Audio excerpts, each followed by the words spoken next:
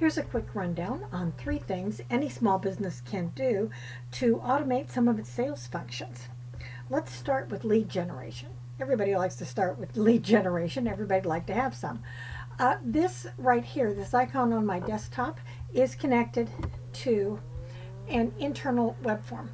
This is a sample of a web form that any salesperson, anybody who answers your phone, anyone who encounters a prospect anywhere can fill out just by opening it up. You can see that they get the name information, they can get email, they can get snail mail information, so you can send direct mail. And if you like, they can also choose some forms of interest, so that when they click this button right here, it creates a contact record. So you've captured that lead, and if you have one of these checked, you can send them an already prepared campaign that is focused on their particular interest. So if they were not ready to buy at the moment you met them, you can follow up with them, keep in contact, nurture them until they are ready to buy. Now let's look at a different kind of web form. This is the kind that you might see on your website, and it allows people to put themselves into your contact database, in this case using a lead magnet, which is a free report. If a person fills out this form on your website and pushes this button right here, they are a contact in your database, and they can be put immediately into this campaign by their own actions. What's the campaign look like? Campaign is actually the second thing that you can automate.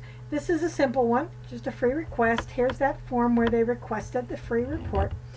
This is delivering them the free report in an email. And of course, the fact that you send it doesn't mean that they download it. When they do download it here, you are notified of that by the software. And finally, you can tag them so that you know forever, of all the thousands of people in your database, this person is one who requested that free report.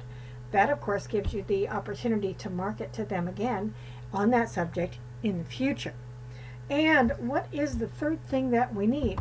We need to know as much as we can about every prospect, and we need to keep all that information in one place. So what you need is a contact record that allows everybody who interacts with any contact to record information about that interaction.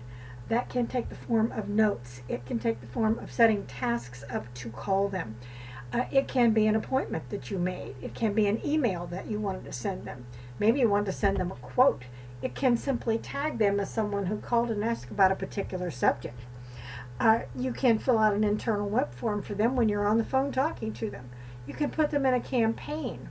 Whoop, here's another record. You can put them in a sequence, or you can add to their lead score, or perhaps adjust their lead score in some way.